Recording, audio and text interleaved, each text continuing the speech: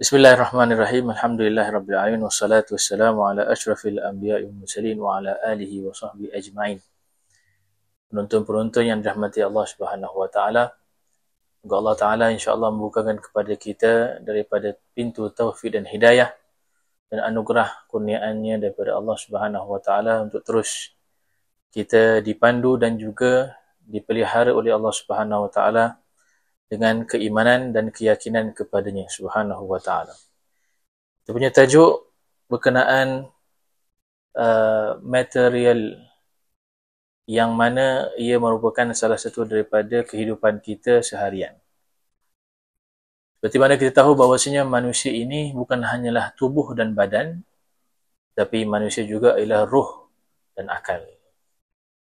Betul, seperti mana Allah berikan kita jasad, tubuh badan, anggota.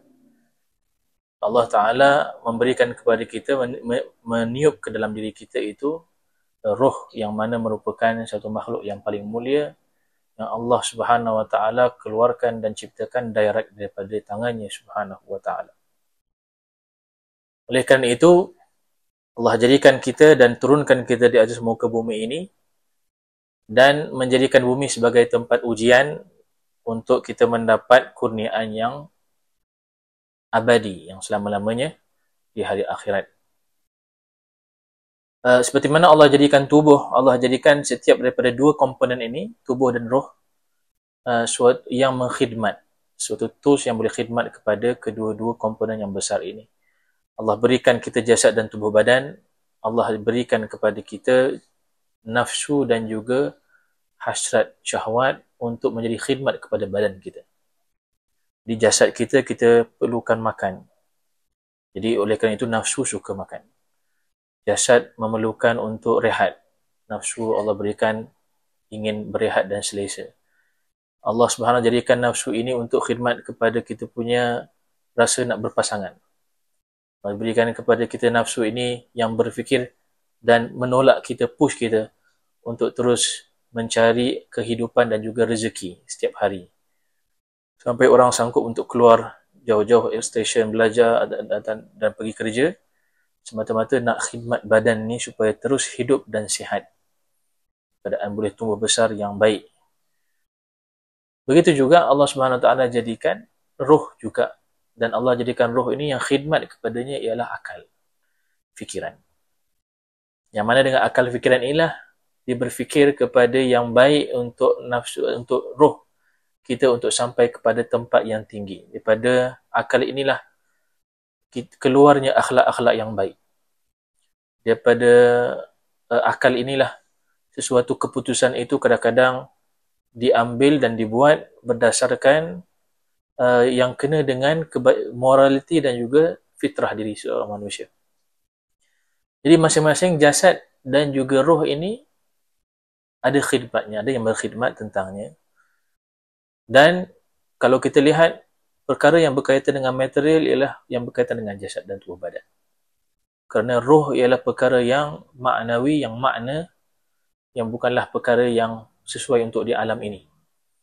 Alam yang Allah ciptakan dunia ini ialah alam material. Dan alam rohani ialah yang lebih luas dan lebih mendalam, yang mempunyai banyak daripada lapisan-lapisan daripada alam-alam ghaib yang Allah Subhanahu Wa Taala ciptakan, daripada alam malaikat, alam roh, alam kubur, alam nanti hari akhirat di syurga dan atau ya'adzubillah di neraka Allah Taala. Tapi Allah jadikan dunia ini alam material yang mana masing-masing berfikir untuk memenuhkan perutnya, bagaimana berfikir untuk mencantikkan personalitinya dan juga bagaimana dia punya dia punya diri, penampilan dirinya di hadapan orang, bagaimana kerana hasrat dirinya untuk bila mana sudah berfikir untuk dapat makan, dia tak akan sampai ke taraf itu. Nafsu akan fikir lagi untuk develop lagi keinginannya. Makan tak cukup dengan sekali dua kali. Dia berikan makanan, ada qabliyah dan ba'diyah. Ada makanan yang baik, ada makanan mulanya 2 kali sehari, jadi 3 kali sehari, 5 kali sehari. Kerana nafsu itu push kita untuk terus khidmat kepada jasad. Begitu juga soal seksual, soal tentang hidup ingin berpasangan. Nafsu push kita untuk ke arah itu, memuaskan jasad kita. Di dalam kita punya kehidupan seharian, subhanallah, tenggelamnya masyarakat di akhir zaman dengan penuh dengan perkara yang material, bahkan industri-industri yang besar khidmat kepada untuk mempresentkan kepada kita material yang sebaiknya, yang bagaimana mereka paparkan yang terbaik sekali sehingga menarik diri kita untuk mengejarnya. Tapi agak-agaknya bila mana material dah override pada diri kita, agak-agaknya roh bagaimana keadaannya. Roh yang tidak diberikan makan, yang tidak diberikan rawatan yang rapi kepada dia. Tidak diberikan makanan, tidak diberikan penjagaan yang betul. Maka sebab itulah ramai orang-orang akan merasakan dirinya kosong. Jadi kosong, tidak ada apa-apa rasanya, walaupun dia dah memiliki segala-galanya, maka makin lagi dia nak teruskan dapatkan, kumpulkan. Rupa-rupanya yang sebenarnya yang diperlukan ialah hanya satu layer sahaja dalam dirinya yang perlu diletakkan macam Lego untuk dirasa penuh dan juga tenang. Dan ini yang dibawa oleh baginda sallallahu alaihi wasallam daripada Allah Ta'ala, diutuskan untuk membawa kita berfikir kepada akhirat. Yang mana akhirat bukan lagi material. Akhirat ialah alam yang Allah Subhanahu Wa Ta'ala ciptakan luar daripada segala material yang kita lihat, yang kita nampak biasa di alam dunia. Oleh itulah kata Rasulullah sallallahu alaihi wasallam, dan diterbiah kepada kita untuk datang membawa kepada kita iman. Yang mana iman inilah yang pelengkap roh kita, percaya. Iman inilah yang membawa kepada kita berserah dan percaya adanya alam yang seterusnya. Yang mana ketika itulah seorang manusia tidak lagi terpaut dirinya itu kepada khidmat jasad sahaja, yang mana jasad itu satu hari nanti akan jadi dimakan ulat dalam kuburnya. Manusia ini ialah ruh, bukan jasad. Manusia ini ialah roh yang akan masuk nanti syurga, ialah roh kita. Dan jasad ialah perkara yang Allah beri salinan kepada setiap roh itu pada setiap fasa kehidupan dia. Dalam perut ibu kita, Allah berikan kita jasad. Jasad kita lain struktur badannya dalam perut ibu kita. Kita makan melalui pusat, kita bernafas di dalam air. Dalam rahim ibu kita penuh dengan air, kita semacam ikan. Dan makan pun melalui pusat. Keluar di bumi, Allah bagi jasad struktur yang lain. Dan makanannya dengan mulut, bernafas dengan oksigen dan sebagainya. Masuk dalam kubur, struktur badan akan jadi lain. Nanti di hari akhirat struktur badan akan jadi lain. Nanti dalam syurga struktur badan juga akan jadi lain. Kalau ditakdirkan ke neraka, badan juga akan jadi lain. Bermaksud badan dan material yang ada dalam muka bumi ini, jasad kita ialah perkara pinjaman yang akan diubah-ubahkan. Oleh itulah kata Rasulullah SAW, sesungguhnya aku, wahai ma'asyarul ummah, umatku, kamu ini seperti orang-orang, seperti kupu-kupu yang mana di waktu malam ataupun di waktu gelap, bila mana melihat satu cahaya, akan ingin berdamparan dan pergi ke arah menuju mencampakkan diri ke dalam api tersebut, sama ada api lilin ataupun api unggun dan sebagainya. Kata Rasulullah SAW, tapi akulah yang menahan kalian untuk termasuk dan terjebak ke dalam api tersebut. Dan aku adu'ukum ilal jannah, kerana aku mengajak kamu kepada syurga. Aku mengajak kamu kepada syurga, tetapi kamu tafallatun. Kamu ini terlepas daripada tanganku. Kamu berfikir kepada dunia dan untuk khidmat kepada diri kalian, sehingga tidak berfikir kepada alam yang abadi, memenuhkan daripada keperluan rohani.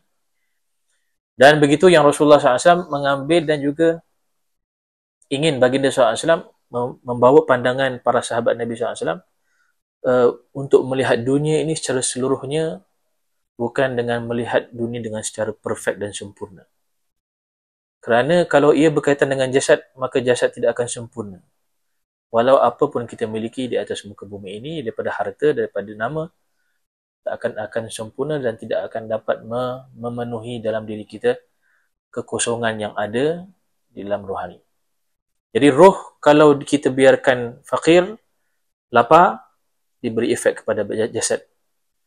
Tetapi kalau kita biarkan jasad itu lapar, tapi roh kita besar, kenyang, kadang-kadang kita akan boleh hidup dalam keadaan rasa bersyukur dan juga tenang, juga rasa cukup. Dan sebab itulah Rasulullah ajar kita untuk melihat dunia ini dengan pandangan yang bukan menyempurnakan kita. Dan Rasulullah sering mengajar para sahabat untuk beritahu, kalau kamu melihat dunia dan kilauan dunia, kata Rasulullah, kalau kamu melihat kilauan dunia, sinaran dunia itu, keindahan dunia, kan, maka sebutkanlah doa, Allahumma innahu la aisha illa aishul akhirah. Ya Allah, sesungguhnya tak ada kehidupan yang betul-betul, yang abadi, yang sebenarnya, kecuali kehidupan akhirat. Nak keluarkan kita daripada fikiran imbihar, rasa kagum dan amazing, kan, kita rasa amazed dengan mana-mana perkara yang tidak kekal dan tidak betul-betul membawa kepada diri kita kesempurnaan. Jadi Rasulullah ajar kita cara melihat dunia, lihatlah yang lebih bawah daripada kita. Cara melihat dunia ialah jangan melihat ia boleh menyempurnakan diri dan juga mengabadikan kita punya keperluan dan juga segala hajat kita. Cara yang diajarkan oleh Rasulullah SAW melihat dunia ialah kita melihatnya ialah sebagai batu loncatan untuk kita mendapat keridhaan Allah Ta'ala dan dekat kepada redanya Subhanahu Wa Ta'ala. Oleh kerana itu, satu hari ada seorang sahabat Nabi SAW duduk dengan para sahabat. Rasulullah duduk dengan para sahabat, berlintas di hadapan Rasulullah SAW, orang yang pakai yang cantik, mewah, Masya Allah. Kata Rasulullah, siapa orang ni? Kata, ya Rasulullah, ini orang yang bagus, orang yang kaya, orang yang ternama. Beliau ini kalau apa yang dicakap orang akan dengar. Beliau ini kalau pergi merisik mana-mana perempuan tidak akan ditolak. Dia ini. Rasulullah SAW diam. Berlalu lagi orang yang kedua, orang yang fakir, bajunya lusuh. Siapa orang ni? Ya, ini ya Rasulullah, orang yang tak ada nama, orang yang ditolak, diusir daripada pintu-pintu kalau datang. Orang kalau minta, orang tak akan pandang. Kalau dimerisik mana-mana perempuan tak akan ditolak lamarannya. Baginda SAW bersabda, orang yang kedua ini lebih besar, lebih tinggi daripada orang yang pertama. Kalau penuh satu dunia ini dengan orang yang pertama, tak dapat menandingi orang yang kedua tadi seluruhnya. Yang ini maksud yang ingin Rasulullah sampaikan ialah cara melihat suatu keduniaan itu. Oleh itulah Rasulullah SAW mengatakan, dunia ini ada curse dia, kan, ada dia punya apa curse bahasa Melayu nya, macam satu buruk suatu sumpahan, kan. Kenapa ada sumpahan? Sebab bila mana kita ada attract pada dunia, hati kita terpaut, kita akan terus hanyut masuk. Itu kata Rasulullah, dunia mal'unun, dunia itu ada kesumpahan. Mal'un ma fiha, dan disumpah segala apa yang seisinya, kata Rasulullah SAW. Yani di waktu kita akan ada attraction dan juga terpaut hati kepadanya, dia akan tarik kita, dia akan masuk. Lagi pula ditolak dengan orang-orang kita, nafsu kita yang ingin berkhidmat kepada jasad, sehingga kita nanti lupa kepada akhirat. Jadi kita akan fikir tentang, hanya kita bila memiliki satu perkara, kita dah fikir untuk bagaimana untuk berlumba. Lepas tu suatu nikmat para sahabat ini bila mana dah ditarbiyah oleh Rasulullah SAW, mereka ini seperti Abdullah bin Mas'ud, beliau ini dia kata, aku tidak rasa sesuatu yang paling aman sentosa dalam jiwaku kecuali bila aku bangun pagi, aku punya orang gaji katakan, tuanku hari ni tak ada makanan. Kata, itu paling harmoni yang aku rasa di hati aku. Oh, hari ni tak ada makanan. Maksudnya dia akan bergantung pada Tuhan. Hatinya itu melihat kepada Tuhan, insya-Allah hari ni ada rezeki, dia akan fikir begitu. Dan kalau kita bangun pagi, makan apa? Makan apa pula? Bukan begitu saja. Makan apa? Makan di mana? Makan di mana pula dengan cara dengan apa? Nak order yang mana satu? Kan? Kita akan, sebab itu orang zaman sekarang lebih penat daripada orang zaman dulu. Orang zaman dulu dia tak banyak choice. Makanan pagi, nasi lemak sarapan, kopi, secangkir kopi di kedai mamak ke di kedai tempat kopi. Zaman sekarang tak ada. Kan, nak makanan yang dulunya waktu malam, sekarang dibawa waktu pagi. Sate dia pagi dah ada. Kan, nak martabak waktu pagi dah ada. Nak makan pagi lauk-lauk yang waktu tengah hari semua dah ada. Kan, orang zaman sekarang lebih penat daripada orang zaman dulu. Sebab banyak choice. Banyak choice itu membuatkan manusia penat berfikir. Kan, jadi nafsu nak arah kita ke mana yang paling best. Orang dulu kalau kita lihat syukurnya, Masya Allah, senang, simple hidupnya. Kan, orang baru dapat kereta, Alhamdulillah baru dapat kereta, tahniah. Zaman sekarang dapat kereta jenis apa? Model apa? Color apa? akan keluar lagi yang lagi baru. Oh, beli kereta elektrik. Kan? Ya, ini manusia akan fikir banyak dan dipush oleh untuk khidmat kepada jasad, dan industri tak akan biarkan kita. Kan? Dia akan keluarkan produk-produk yang tak berkekalan lama untuk kita terus konsum. Makin penat. Ditambah lagi tidak diisi dengan kerohanian. Bila kerohanian tidak diisi, syukur pun akan kurang, rasa puas akan kurang, rasa ibadah untuk kurang, berpegang dan juga bertaut kepada Tuhan akan kurang, berfikir pada akhirat akan kurang, maka makinlah manusia akan diseksa dalam keadaan tanpa disedari, sedikit demi sedikit dirinya begitu. Jadi oleh itulah kata Rasulullah SAW mengarahkan kepada kita, bukan jangan ambil dunia, tak. Ambil dunia tapi jangan pandang besar. Nak kereta cantik, nak baju cantik, tak ada masalah. Ambil tapi jangan jadikan ianya suatu matlamat. Boleh, tak ada masalah untuk pakai cantik, kereta cantik, semua kemas, kan, nak selesa. Perkara itu memang tidak menjadi masalah. Ada sahabat-sahabat Nabi SAW yang kemas bajunya, sahabat-sahabat Nabi SAW yang banyak hartanya, sahabat-sahabat Nabi yang SAW yang banyak kenderaannya, yang banyak tanahnya, ramai. Tetapi bukan ianya suatu perkara yang sampai membuatkan dia lupa kepada khidmat kepada rohani yang merupakan asas kehidupan dia, yang dia akan kembali nanti di alam rohani, di alam syurga Allah Subhanahu Wa Taala. Oleh kerana itu, material ini ialah perkara yang dikhidmatkan oleh nafsu dan juga ahli-ahli nafsu sedunia. Siapa ahli nafsu sedunia? Orang kufur, orang yang tidak ada iman. Iman ni boleh dapat di mana? Orang yang ada agama. Kalau kita tengok di atas muka bumi, yang siapa yang banyak agama? Ramai yang banyak agama atau tidak ada agama? Yang tidak ada agama banyak. Oleh kerana itulah mereka ini banyak membuka kilang, membuka company, membuka institusi, membuka organisasi dan sebagainya yang berkhidmat ke arah material. Oleh kerana itulah kita perlu melihat dan kembali balik ke belakang supaya kita bertenang, berfikir bagaimana yang diajar oleh Rasulullah SAW, berfikir untuk memekarkan dan memperkuatkan kerohanian kita dan tidak terlalu memandang sempurna kepada material dan juga dunia. Satu hari ada seorang sahabat Nabi SAW datang kepada Rasulullah gembira ke dalam masjid Rasulullah. Ya Rasulullah, hari ini saya beruntung. Hari ini saya berniaga, perniagaan saya paling untung. Saya hari ini dapat untung 300 uqiyah. Uqiyah ni timbangan emas ataupun perak ketika itu. 300, banyak. Kata Rasulullah, tak ada lebih untung. Tak, Rasulullah, aku dah cek. Saya dah cek Rasulullah. Satu kedai, tak ada yang lebih untung daripada aku hari ini. Kata Rasulullah, tak ada yang lebih untung. Siapa ya Rasulullah yang lebih untung? Itu seorang lelaki yang pergi buat solat 2 rakaat. Untung orang. Kan? Jadi Rasulullah nak pandangkan kepada kita bahawasanya jangan pandang sempurna ataupun ianya segala-galanya.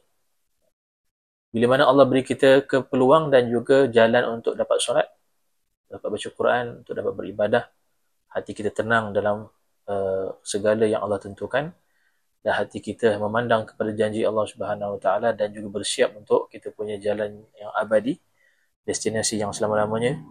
Itu suatu perkara yang paling besar dan tinggi yang kita dapat daripada yang di atas. Engkau yang orang yang paling beruntung yang Allah berikan kepada kita. Kenapa kadang-kadang kita rasa tak beruntung? Kan?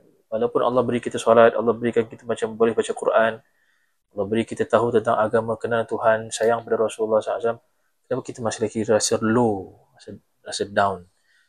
Sebab kita lihat seluruh yang di atas muka bumi. Jangan melihat orang membuka mata kita dengan pandangan yang kagum sempurna. Ada salah seorang ulama mengatakan 3 perkara yang kalau kita melihat perkaranya, maka kita akan terus rasa connection dan juga rasa tertunduk dan bersujud kepada dunia. Yang pertama, bila mana kita melihat dunia dengan pandangan besar. Yang kedua, kita merasa hebat kepada anak-anak dunia. Kan, dunia ni satu, jangan pandang hebat. Yang kedua, jangan melihat anak-anak dunia. Anak-anak dunia ialah orang-orang yang mengejar dunia. Sampai kita menyanjungi mereka. Millionaire ke, orang apa ni billionaire ke, kita sanjung dia, kita rasa wow kan kepada dia. Sedangkan dia tak beriman, sedangkan dia perlukan apa yang kita ada. Yang ketiga katanya, dan merasakan dunia itu boleh menyempurnakan diri kita. Dunia tak akan bakal menyempurnakan diri kita. Kita tengok sahaja sekarang ini di atas muka bumi, manakah negara yang paling besar ekonominya? Kita ambil USA di Amerika. Kita ambil sebagai contoh di Jepun. Ekonomi besar tinggi. Tapi berapakah rating orang yang bunuh diri? Rating orang yang bunuh diri di Jepun ratusan ribu. Kalau kita jalan di mana-mana jalan di Jepun, kita wawancara seorang je. Awak ada kenal tak mana-mana kerabat atau kawan yang bunuh diri? Semua akan dapat. Mereka akan katakan, ya, saya ada kenal, ada kawan saya, sepupu saya, anak saya punya mak, saya begini. Dan mereka yang katakan yang bunuh diri itu bukanlah orang yang miskin, fakir. Tapi mereka yang bunuh diri itu ialah mereka yang ada harta, mereka ada rumah. Bahkan di kalangan mereka itu pemilik syarikat, supervisor. Tetapi begitu, kosong. Mereka harta semua dah ada. Tapi kosong. Yang berlaku sekarang ini, peperangan di sana sini, semuanya ialah untuk mengembangkan harta mereka. Dan industri ini akan involve, industri sana akan kilang ini akan involve. Mereka kan dah billionaire dan millionaire. Apa lagi yang mereka mahu? Mereka kosong. Mereka rasa yang dunia ini boleh menyempurnakan, boleh melegakan kehidupan mereka, tapi tidak. Jadi mereka itu hidup penuh ketakutan. Mereka nak tidur pun kena makan ubat. Mereka nak tenang pun kena makan ubat. Jadi ada ubat tidur, ubat tenang, ubat apa lagi sekarang ni.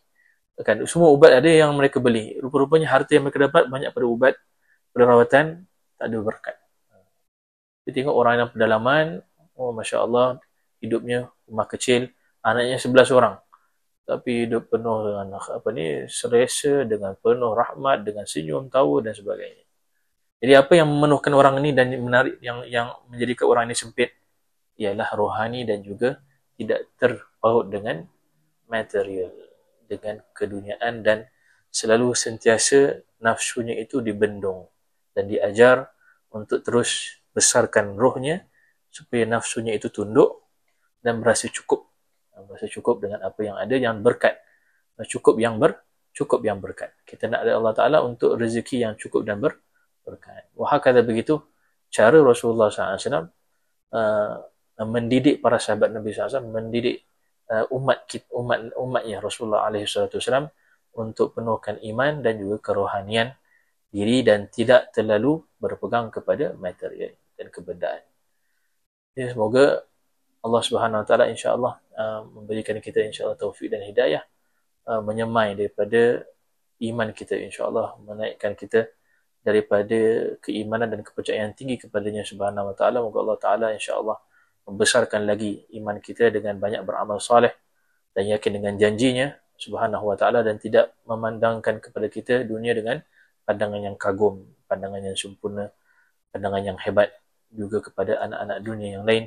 Moga Allah Subhanahu Wa Taala insya-Allah memberikan kita daripada keduniaan yang berkat dan juga yang cukup untuk diri kita, keluarga kita dan orang yang kita kasihi. InsyaAllah, amin ya rabbal alamin. Wabillah taufiq wa hidayah. Apa yang baik daripada Allah Ta'ala, yang kurang daripada saya sendiri. Assalamualaikum warahmatullahi ta'ala wabarakatuh.